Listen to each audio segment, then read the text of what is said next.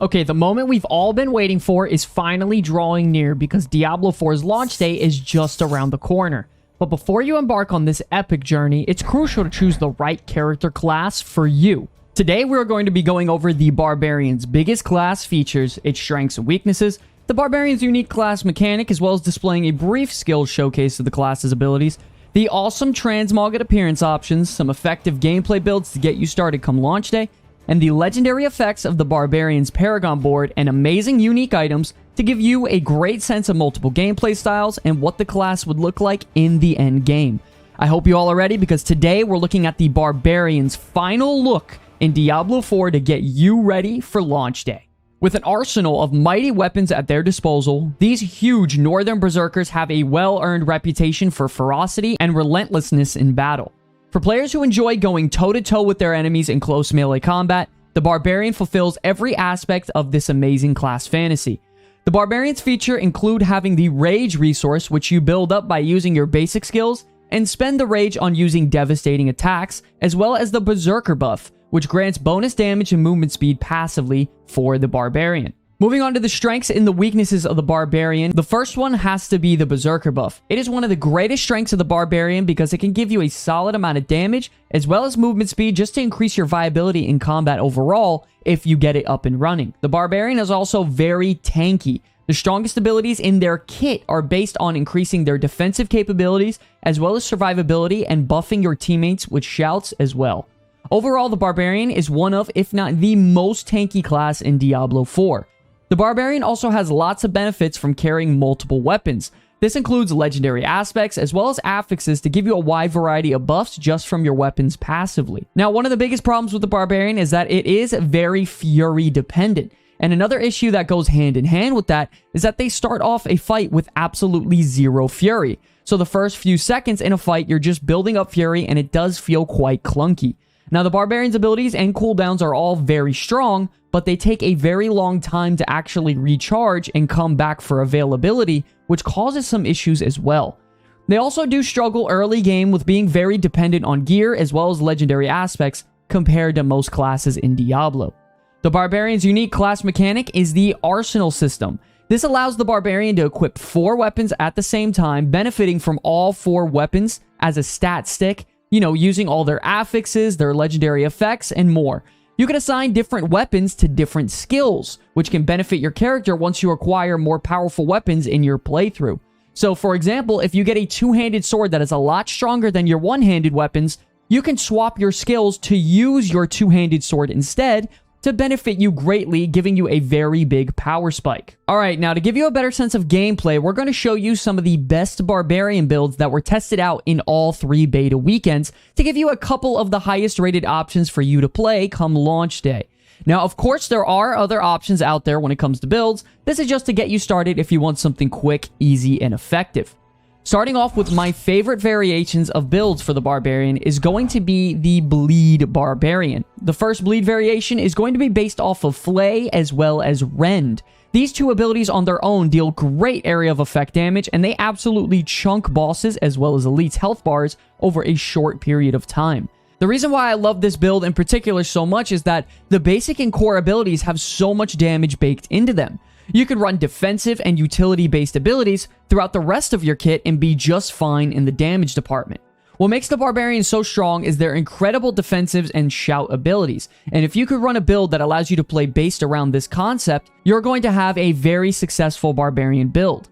So the most basic and effective build you can find with the Barbarian that is very straightforward is you're going to be running your Rend and Flay, as well as grabbing all the shouts possible. There are also skills and passives along your tree that heal you per shout you have activated. And this also stacks, so if you have 3 shouts active with 3% healing per shout activated, that's 9% healing per second for anywhere between 8 to 10 seconds, which is pretty much your entire health bar. Your next variation is going to be using Frenzy as well as Whirlwind, because Whirlwind got significant buffs over the last patch when it comes to damage. Now, this build deals significant damage to elites and minion monsters, but it does struggle a bit with boss encounters, so grabbing an ultimate ability for your pure damage is definitely going to be the way to go here. Overall though, both of these builds are very straightforward, easy, and are definitely outperforming everything else when it comes to the Barbarian as of right now. Next up, you have the Shouts and Thorns build. Now, this isn't going to be the most fun build out there, but boy is it effective if you get it down right. The build focuses on grabbing Thorns talents all over your tree and souping the amount of reflected damage you deal to its absolute maximum.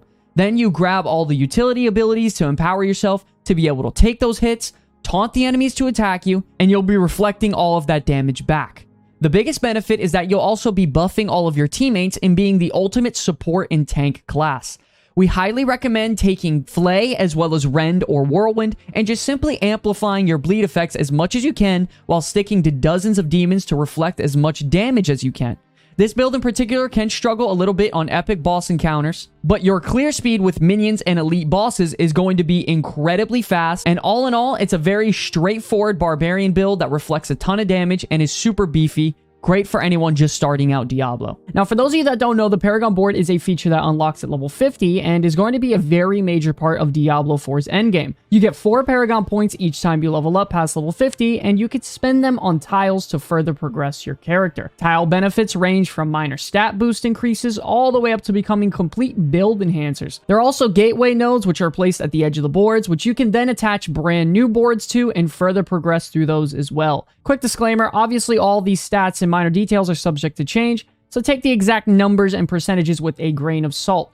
Okay, now starting things off with the Barbarian legendary tiles. You have Hemorrhage, where enemies that have been affected by your bleeding for 3 or more seconds take 15% increased damage from you. This Paragon board focuses on increasing the damage you deal with your bleeds as well as the damage they take while they are bleeding. Next up, you have Blood Rage. Killing a bleeding enemy has a 12% chance to grant Berserking for 5 seconds.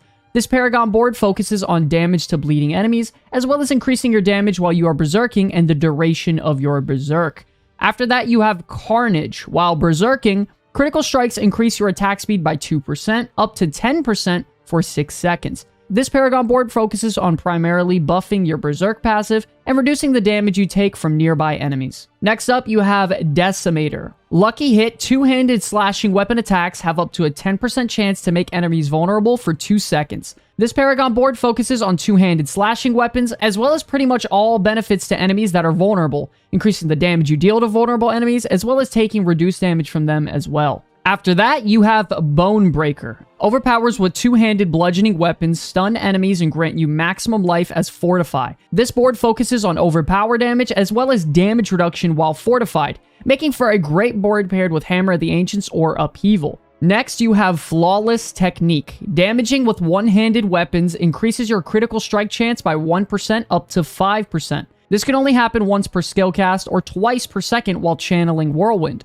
This board focuses on the one-handed weapons primarily, and reducing the damage you take while nearby enemies are close. After that, you have Warbringer. For every 75 Fury you spend, you gain 20% of your maximum life as Fortify. This board is focused on damage mitigation primarily, while also increasing your physical damage overall.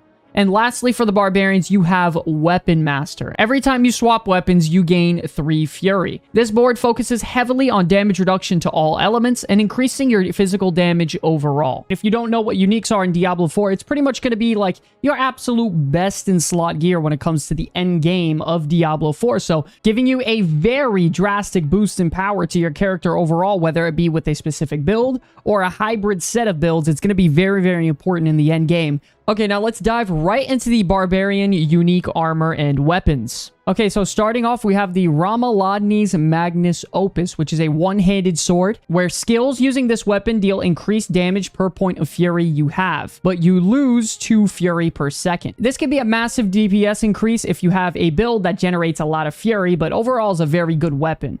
Next up, we have the two-handed axe Ancient Oath. Steel Grasp launches 2 additional chains, and enemies hit by Steel Grasp are slowed drastically for 3 seconds as well.